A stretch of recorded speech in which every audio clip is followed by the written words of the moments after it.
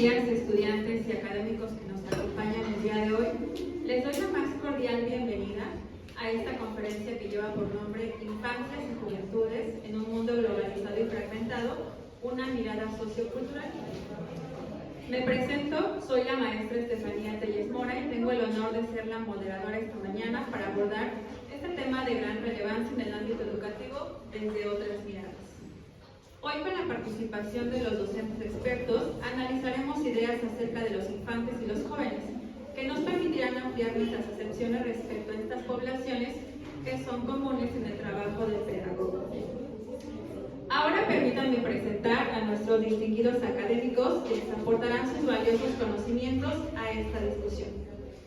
En primer lugar, me permito presentar al doctor Diego Rodríguez Calderón de la Barca, describiendo sobre su trayectoria profesional.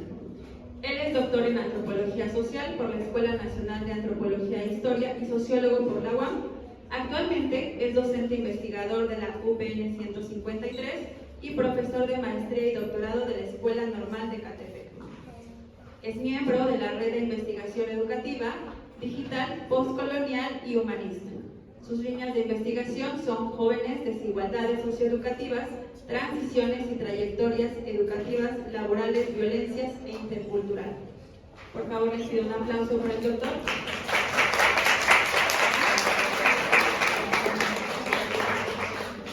Asimismo, me complace presentarles al doctor Eusebio Olvera Reyes, de quien brevemente conversaré sobre su trayectoria profesional.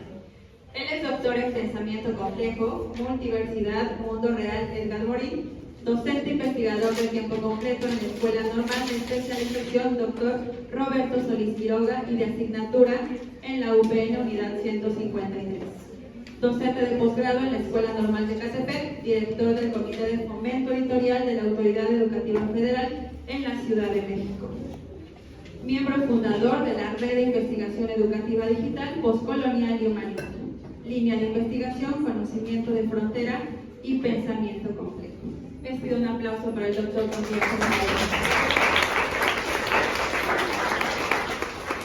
Muy bien, entonces vamos a dar comienzo a este espacio que será de mayor reflexión y análisis. Les pido toda su atención para que los doctores compartan lo que tienen preparado para su conferencia. Por favor.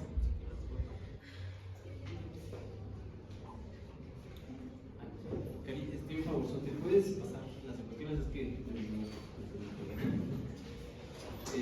Bueno, pues es un gusto estar aquí en este espacio de reflexión, ¿no? Como ya lo comentaba la maestra Estefanía, pues es una conferencia relacionada, o más bien sobre las infancias y las juventudes, pero desde una mirada sociocultural. Es decir, considerando características del contexto de origen, ¿no? Situaciones, vaya la redundancia, circunstanciales, y que, bueno, como lo expresa ahí la imagen, son infancias contrastantes, ¿no? Son infancias construidas socioculturalmente a partir de referentes de ciertas instituciones, principalmente familia, escuela, trabajo, que son como las instituciones en las que socializamos, ¿no? De primera instancia. Y básicamente, en una sola palabra, la socialización es aprender a hacer, ¿no? Es decir, aprender a hacer desde una mirada ontológica, ¿no? Es decir, una mirada, el aprender a hacer sin H, ¿no? El aprender a hacer desde la parte humana y ontológica, ¿no? Aquí podemos ver tres imágenes que son de un autor que se llama Ugur Gerlensky, que es un artista turco. Estas imágenes, cuando las suelo presentar, piensan que yo las hago, pero no, yo no las hago. Son parte de esta exposición, de esta crítica a la sociedad contemporánea, ¿no? Entonces, este autor, pues lo ubican en Instagram, es un artista. A mí me parece muy relevante su trabajo porque justamente es muy crítico, ¿no? A partir de lo visual logramos una reflexión, y a partir de la reflexión podemos cambiar nuestras miradas, nuestras prácticas. ¿Y por qué? Se preguntarán por qué vamos a dar esta conferencia, ¿no? La pedagogía, al ser una disciplina que se apoya de muchas otras, ¿no? Muchas otras disciplinas y ciencias, pues vale la pena reflexionar, ¿no? ¿Quiénes son los niños actualmente? Vamos a hablar muy rápidamente acerca del descubrimiento de la infancia como una construcción sociohistórica. Aquí la primera pregunta que me planteo es cuándo inicia una infancia y cuándo termina, ¿no? Aquí podemos ver a un niño, pues, como se ve por ahí, un niño que está trabajando en una mina de carbón y otro que está jugando con Lego, ¿no?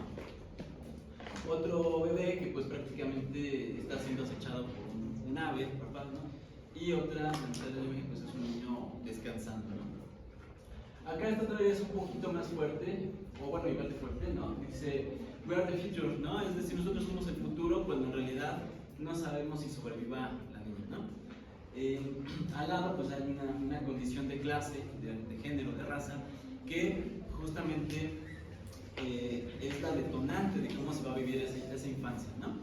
Recordemos que la infancia y la juventud son, podríamos hablar como descubrimientos, ¿no? De la época moderna, por favor,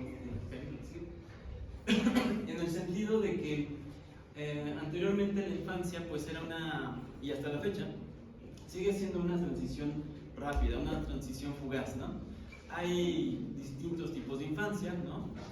Los niños trabajadores, los niños pues privilegiados que están estudiando o que ingresan posteriormente a ciertos estudios. Y bueno, ese es un video, pero no lo voy a pasar porque justamente el tiempo lo tenemos un poquito acotado. Y bueno, hay una frase que dice, en la infancia no se debe escatimar, ¿no? Justamente porque las infancias son estos seres pequeños, vulnerables, ¿no? De alguna manera, y sobre todo son dependientes a los adultos, ¿no? Entonces, por eso se habla de una infancia rápida, sobre todo cuando se trabaja, ¿no? Cuando su incorporación al trabajo de ciertos niños de ciertos grupos de edad comienzan a hacer trabajo que correspondería a los adultos o a personas más grandes en una edad productiva. ¿Sí me explicó? Entonces, esto es lo más triste, ¿no? Ahora, hay que tomar mucho en cuenta lo que es la edad biológica, es decir, esta que es pues relativamente es cronológica, pero al mismo tiempo tiene que ver con el cuerpo, ¿no? Con cómo se va desgastando, pues, cómo se va desarrollando el cuerpo, ¿no? La edad social que corresponde justamente a roles y derechos y obligaciones, ¿no? Los derechos y obligaciones tienen que ver con la Constitución, pero también con el entorno familiar, el barrio, la calle, ¿no? La familia. ¿Sí me explicó? Cómo nosotros adquirimos esos derechos, pero al mismo tiempo ciertas obligaciones. Hace décadas, pues las abuelas, bueno, en nuestros casos, ¿no? Somos más grandes, se casaban a una edad que ahora sería una edad temprana, ¿no? Es decir, 15, 18 años, tenían a sus nietos, a sus hijos, perdón, y eso era bien visto, ¿no? Era socialmente aceptado.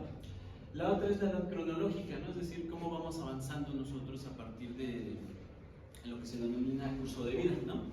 El curso de vida es un enfoque sociodemográfico del cual muchas veces apoya la demografía, la sociología, pero el curso de vida, la crítica que se le tiene es que es muy normativo, ¿no? Es decir, a tal edad tienes que tener, debes de haber acabado tus estudios, o ser mamá, o ser papá. Entonces, es una crítica muy fuerte que se le hace a este enfoque, pero al final de cuentas es un enfoque sociodemográfico que ayuda a entender las formas de transitar a la adultez, su incorporación al trabajo, a la maternidad, a la paternidad, su incorporación a la universidad, ¿no?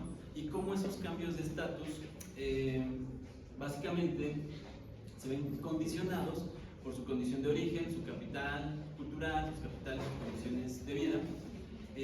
Entonces cada transición va a ser muy diferente. No es lo mismo una transición a la maternidad desde una edad a los 18, 15, 20 años, si se es negra, si se es pobre, si se es indígena, ¿no? ¿Sí me explicó? A una mucho más favorable, ¿no? Una chica de Libero que es mamá, que está estudiando en la universidad, y además en qué tipo de universidad, obviamente va a tener más privilegios, ¿no? Y su acumulación de ventajas va a ser mayor versus la acumulación de desventajas que va a hacer una mujer con las condiciones que acabo de decir, ¿no? Entonces, bueno, la edad idónea. La edad idónea básicamente se trabaja desde el ámbito educativo, es decir, ¿cuál es la edad idónea, en la redundancia, para incorporarse a la prepa, a la universidad o egresar de estas instituciones? ¿Me explico? Es un término que ocupamos cuando hacemos evaluación educativa. Bueno, ¿han escuchado la canción Los Caminos de la Vida? Sí, es famosísima, ¿no? Es famosísima esa canción. Acuérdense de este señor y de la letra así como dice la canción, así es la vida, ¿no? O sea, tal cual. ¿Qué relación hay entre esta canción y las trayectorias y transiciones juveniles? Pues que muchas veces tenemos expectativas objetivas, ¿no? Y expectativas subjetivas, esto lo plantea Pierre Bourdieu. Cuando tenemos expectativas objetivas es algo más materializable, algo real a lo que accedemos o podemos acceder. Las expectativas subjetivas es aquello deseable, aquello ideal, ¿no? ¿Sí me explicó? Entonces, lo pongo como ejemplo porque justamente la canción indirectamente narra mucho acerca de cómo son actualmente las transiciones juveniles, ¿no? Por favor.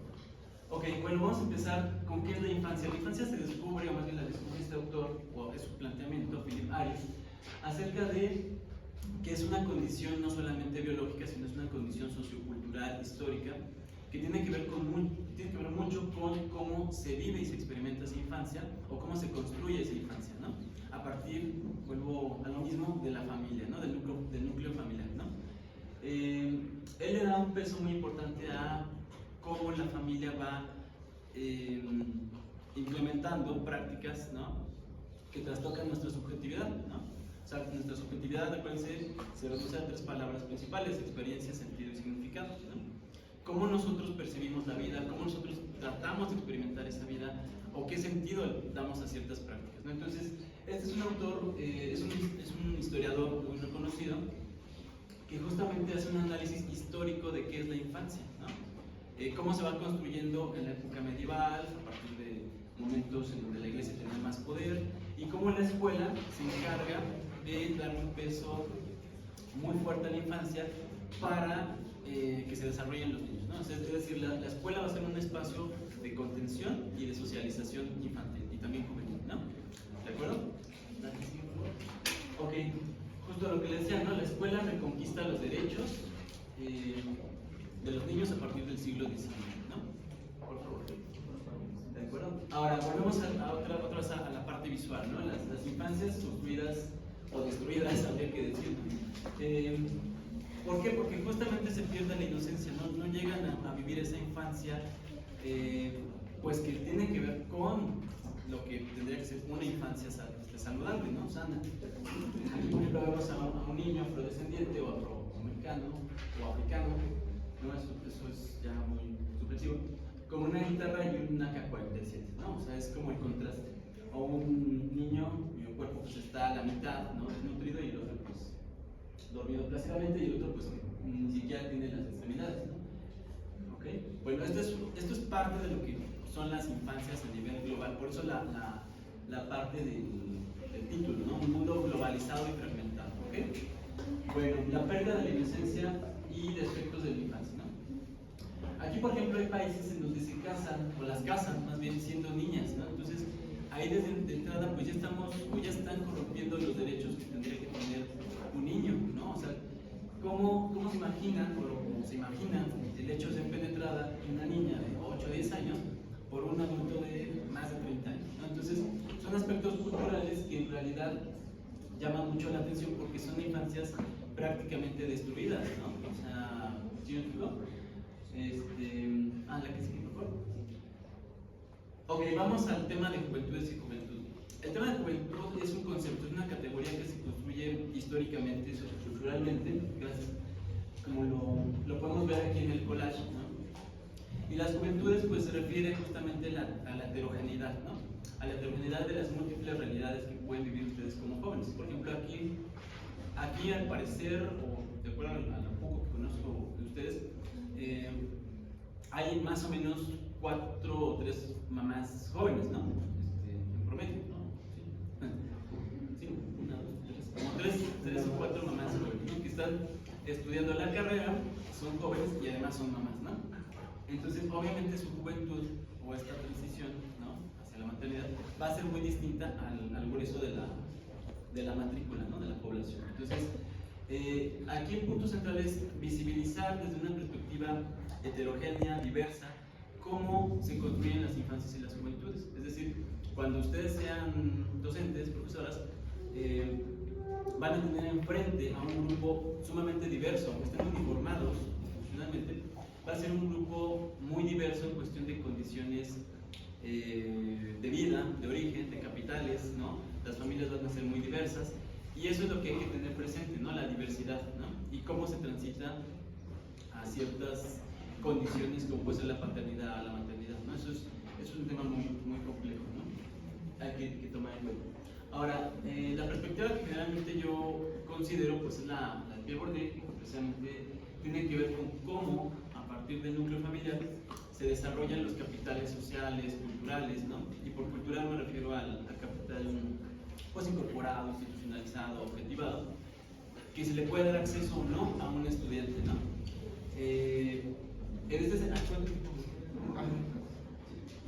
En este sentido, los capitales van a determinar o a condicionar, mejor dicho, la juventud, ¿no? Una juventud descapitalizada va a llegar a una adultez descapitalizada, ¿no? ¿Estamos de acuerdo? Se va a convertir en una condición incluso hasta vulnerable, ¿sí me explico? Porque precisamente vamos a transitar, o van a transitar, pero con ciertas desventajas, ¿no? Con ciertos riesgos, con ciertos aspectos que muchas veces van a marcar la trayectoria del estudiante o de la persona, ¿no? Es decir, se les va a dificultar más acabar la carrera o conseguir un empleo o, por ejemplo, en el caso de las maternidades hay dos perspectivas. Cuando se tiene un hijo en la universidad, puede ser el motivo para acabar la universidad, ¿no? O sea, el motivo obviamente subjetivo y por el amor, por el cariño, etcétera, van a acabar la carrera, ¿no? O al revés, puede ser el detonante para que interrumpan sus estudios, ¿no?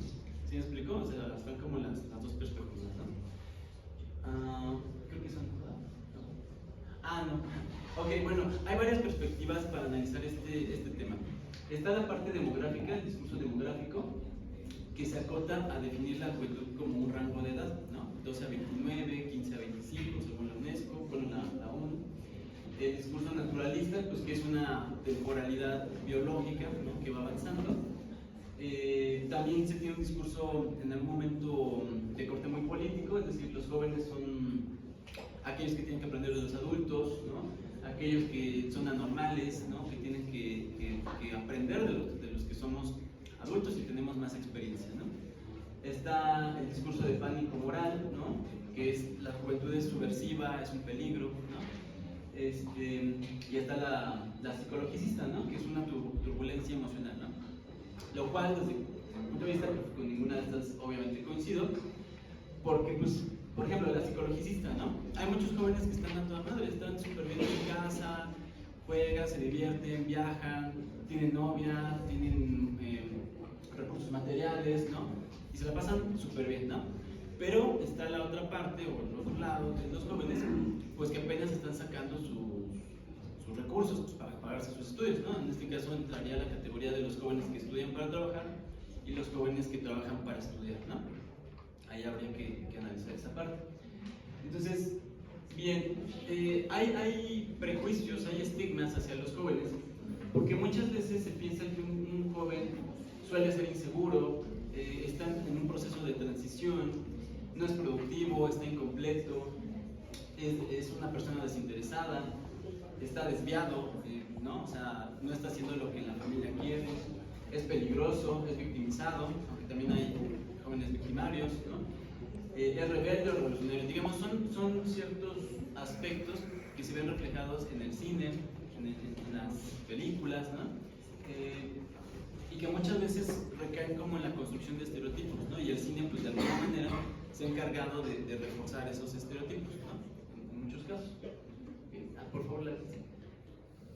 Bueno, otro autor que plantea bueno, que dice aquí es Martín Criado, quien plantea cómo los jóvenes se van moviendo en tiempos monócromos, es decir, la naturaleza institucional, y esto tiene que ver con la edad social que les comentaba hace rato, incorporarse a la escuela, acabar la escuela en determinado momento, en determinado rango de edad, una carrera, ¿no?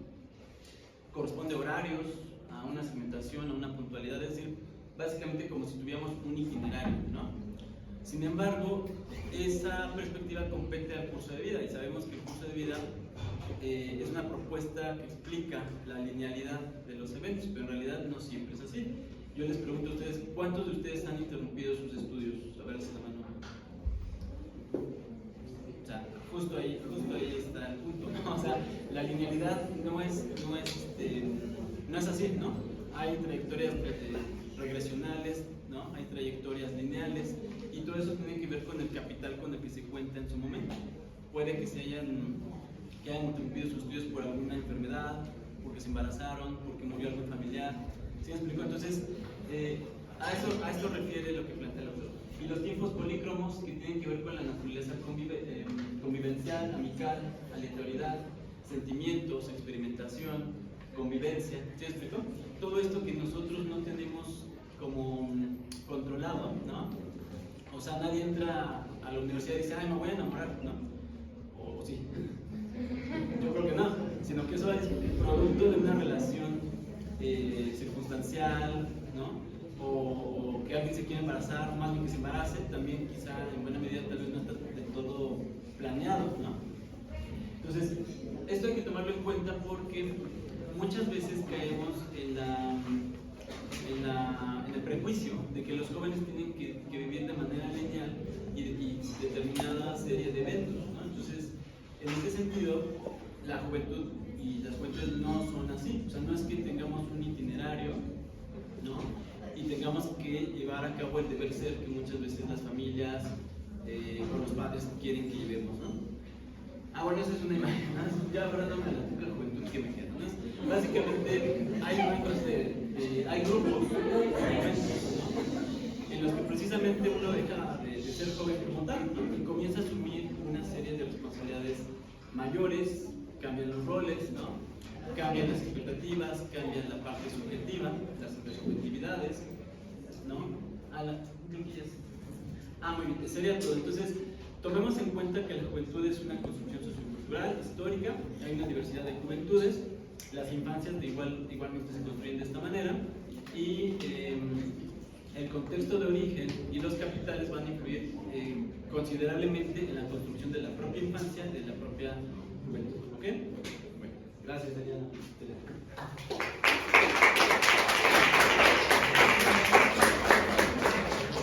Y agradecemos al doctor Diego su valiosa participación. Le cedo el micrófono al doctor Eusebio para escuchar también la importancia que nos va a contar.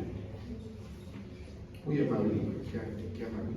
Gracias. Bueno, pues antes que nada agradezco mucho a las autoridades de la universidad, abrir los espacios, al doctor Diego, que en las charlas que tenemos de manera continua, pues buscamos crear escenarios para que las juventudes, los estudiantes universitarios, pues tengan acceso a fenómenos y problemáticas en las cuales probablemente estén insertos. Y lo más interesante, probablemente tengan que atender. Entonces son situaciones paradójicas donde un joven está atendiendo, un joven que tal vez esté atravesando por fenómenos o problemáticas o perturbaciones o situaciones de madurez, tenga que hacer frente a infancias, sobre todo porque los que aquí están, gran parte de los que aquí conviven, buscan incorporarse al trabajo docente y como tal están frente a infancias desde las cuales en este encuentro de pocas diferencias entre un joven que educa con una profesión llamada pedagogía y un infante que se ha colocado ante una institución frente a un profesionista que asume una responsabilidad de vigilar, cuidar, atender, promover el desarrollo de estas infancias, pues surge una situación en la cual puede existir un compromiso abierto o tácito. Es decir, el estudiante asume el compromiso porque tiene un contrato laboral o tácitamente le preocupa el desarrollo de estas infancias o juventudes con las cuales coexisten. Yo abordaré estas mismas ideas, pero bajo otro tipo de planteamiento. Si bien es desde lo sociocultural, en lo sociocultural, como bien el doctor Diego planteó que hay diferentes referentes para poder comprender una serie de lineamientos para decir aquí empieza, aquí termina con la infancia o la juventud. Sin embargo, estos existen de manera natural, voy a llamarlo así. Esta palabra no es bien recibida en muchos lugares, pero hablo de la naturalidad con la que se mueve la realidad social.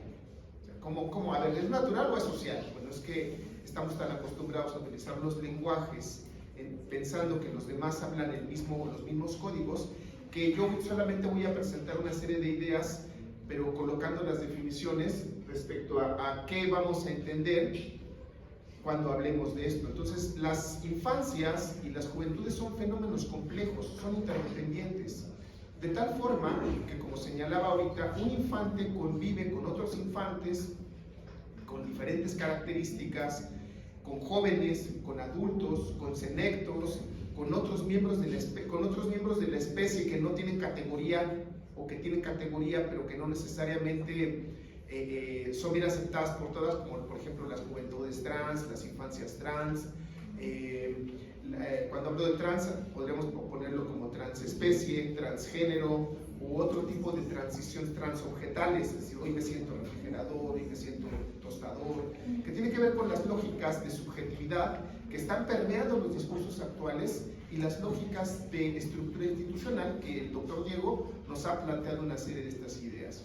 Entonces me parece que tener conceptos o lenguajes comunes desde donde yo hablo nos ayuda. Entonces yo hablaré desde la complejidad para entender que todas estas ideas se entretejen, se relacionan, las estudiamos en las universidades de manera aislada, fragmentada, separada, porque nos es más fácil. Es decir, estudiamos la infancia desde la biología y le colocamos un criterio de cierre, un criterio de apertura, y estos criterios de cierre y apertura van a estar de continuo en todas las realidades. Vea usted, por ejemplo, cuándo empieza un aprendizaje, cuándo termina un aprendizaje, colocamos un cierre, y este puede ser marcado por las estructuras institucionales. Se acabó el ciclo escolar, hasta aquí llega tu ciclo de aprendizaje, para estos contenidos, para estas didácticas, y se tiene que evaluar. Pero puede haber una apertura extraordinaria o una apertura que legitime otros espacios para que tenga oportunidades para poder decir que esta infancia aprendió o lo logró o no lo logró y puede pasar al siguiente ciclo. En pocas palabras, la realidad tiene múltiples dimensiones. Una de esas dimensiones que viene planteado el doctor Diego está basada en estructuras cientificistas, de disciplinares o de estructuras sociales que van marcando aquí está, aquí se acaba, aquí empieza, aquí se cierra. Pero no estamos en un mundo amplio de fronteras, donde las fronteras se han diluido. Y en esa dilución de fronteras y en esa coexistencia de diversidades, tendremos que aprender a entretejer, y cuando yo mire a mis educandos, tenga que mirar sus diferencias, pero al mismo tiempo sus similitudes, porque los trabajos que hacemos desde la pedagogía tienen que ver con lograr metas propias del currículum, pero también metas propias del desarrollo del sujeto que está enfrente de mí, o la persona que está enfrente de mí, o el individuo que está enfrente de mí, o el ente que está enfrente de mí. Cuando utilizo diferentes formas de nombrar al que está enfrente de mí, quiere decir que he asumido una filia epistémica, una filia disciplinar, una filia teórica de si lo veo sujeto, entonces está sujeto a qué. Si lo veo como persona, ¿qué máscaras posee? Si lo veo como individuo, es un ente que se ha dividido y que es indivisible, dividido e indivisible. Y si lo veo como entidad, pues entonces lo estoy colocando en otra dimensión. En pocas palabras, tal y como yo nombre la realidad de los que están frente a mí, estaría pensando qué tipo de trato les voy a otorgar. Porque la realidad desde el pensamiento complejo es relacional. Entonces, por eso ponemos en esta primera idea que vamos a relacionarnos y todo aquello con lo que me relacione me va a impactar y me va a metamorfosear. Va a tener trastocamientos en mi ser, en mis sistemas de pensamiento, en mis sistemas de actuación, en mis lógicas relacionales. De tal forma que el meme que vieron hoy en la mañana afectó tu manera de sentir, tu manera de pensar y tu manera de relacionarte, tanto con el dispositivo como con tus compañeros. Lo quieras o no, seas consciente o no, ya te impactó. Y si escribiste una respuesta, esa respuesta llegó a alguien o a algún lugar al ciberespacio y probablemente impactó, mira, ya comentó esto, jaja, está más divertido que el meme, ¿no? Este tipo de situaciones pueden ver que podemos estar viviendo no solo al sujeto físico que está frente a nosotros, sino es un sujeto físico que tiene una historicidad de subjetividad y de relaciones históricas con su entorno, que cuando llega a la escuela fue regañado por su papá, fue bien nutrido por su cuidador primario, lo mandaron con los elementos mínimos para poder sobrevivir a la institución y al tipo de entes que ahí viven, como buleadores, acosadores, maltratadores, violentadores o protectores, desarrolladores de aprendizaje. No sabemos con qué se va a enfrentar el infante el día de hoy. Y todo esto tiene que ver por develar la necesidad del estudio de las infancias y las juventudes, es porque desde el siglo XIX la humanidad ha buscado defender la vulnerabilidad y promover los desarrollos más propios de los miembros más pequeños de la especie, para que la humanidad no solo tenga un futuro prometedor, sino un presente sano, cuidado, de desarrollo, en el entendido de que hay elementos que podría evitarse en miembros de la especie que no deseamos que suceda, como que un infante sea parte de una guerra, como que un infante sea víctima de un abuso sexual, o que sea vulnerado sus derechos infantiles al colocarlo en el trabajo, aunque en su casa eso no es vulnerabilidad, porque él es el único al que le dan empleo y o trabaja él o no come nadie. Son situaciones de ese orden. O que en este momento, bajo las crisis de conflicto armado, que no están aquí cerca de nosotros, pero que tal vez miremos en internet, como el doctor nos ha regalado las imágenes, puede ser que digamos, ah, qué mala onda, allá pasan cosas terribles, y ni siquiera tengamos la sensibilidad de dolernos por esas infancias que están viviendo probablemente la cortedad de su vida. Pero no sé si te preocupe, pero los que hemos estado viajando por aquí, por el país, y nos comunicamos con muchas infancias que nos dicen, más vale tener una vida corta pero bien disfrutada. Y entonces dicen, yo me uno al narco. O las chicas que dicen, me da igual, yo seré buchona, aunque las buchonas pasaron de moda, ¿no? Entonces, deciden cómo vivir su vida bajo criterios propios de las diferentes relaciones con la sociedad. Es decir, estamos relacionados. O algunos de nosotros podríamos decir, yo quiero ser un pedagogo modelo. ¿Quiénes son esos? Te los desconozco, pero me gustaría conocerlos. Pero un pedagogo modelo, desde las subjetividades que tiene esta estructura llamada Universidad Pedagógica Nacional, tiene una serie de encuentros intersubjetivos que nos hacen pensar quién es, aunque nadie nos diga cómo es. Y vamos creciendo con esos elementos objetivos de la realidad y subjetivos que nos permiten relacionarnos en un continuo. Le damos clic, por favor. Otro elemento con el que vamos a estar trabajando es todo lo que un individuo vive es producto de sus sociedades, de su momento histórico, de la cultura, de las tecnologías con las que recurre, y representa a la humanidad, y la humanidad lo representa a él. En pocas palabras, tú usas el lenguaje hablado porque representa características de la especie. La especie se comunica y usa lenguajes hablados, escritos, simbólicos, referenciados, y que tiene lenguajes comunes compartidos por sectores sociales. Por ejemplo, las comunidades sordas utilizan códigos de comunicación que son compartidos, aunque para los demás no sean desconocidos. El idioma francés, el alemán, el italiano, el turco, el árabe, utilizan códigos que probablemente nosotros no tengamos acceso a ellos, pero ahí están. Pero en la medida que vamos coincidiendo o conviviendo con ese tipo de comunidades, aprendemos a relacionarnos y aprendemos a ser impactados no solo con sus lenguajes, sino con sus ritos, sus tradiciones, sus valores, sus costumbres, sus maneras de pensar, sus maneras de repudiar. Porque en la complejidad tendremos que mirar que no solo están los elementos agradables, sino los desagradables de la especie. En este momento, hablando de estas ideas, las juventudes y las infancias están viviendo violencias que no necesariamente se materializan en situaciones biológicas o físicas. Ya vemos que las series de internet a veces representan fenómenos propios de las comunidades. Por ejemplo, esta serie de adolescencia que acaba de estrenarse, que tiene el número 1 en Netflix, no solo en México, sino en varias latitudes del planeta, refleja un fenómeno de exclusión por subjetividades. Tú eres un incel, tú eres un célibe porque estás feo, y se construyen verdades que no están fundamentadas en las ciencias y que se legitiman como verdaderas, como las mujeres. Aquí yo no sé, ni quiero hacer la encuesta, que el 80% de las mujeres solamente prefieren al 20% de los hombres, el otro 80% no nos dicen qué. Pero creo que tú y yo no somos una encuesta. Ni sé si tú valides este tipo de porcentajes. ¿O dónde te ubicarías dentro de las tipológicas? Sin embargo, una mente de 13 años lo valida como verdad.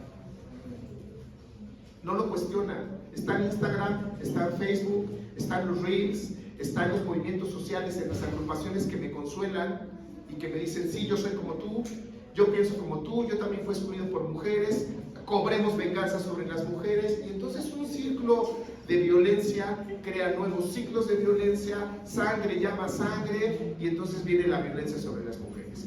No es que esta sea la causa, sino que es una de las maneras en las cuales se reproducen eventos que la sociedad no ha logrado extinguir, pero que deseamos que se agoten, como es las violencias, el odio, la venganza, el abuso, el maltrato, y que están viviendo muchos de nuestros infantes en las realidades virtuales, y que cuando llegan a nuestro espacio escolar no son visibles.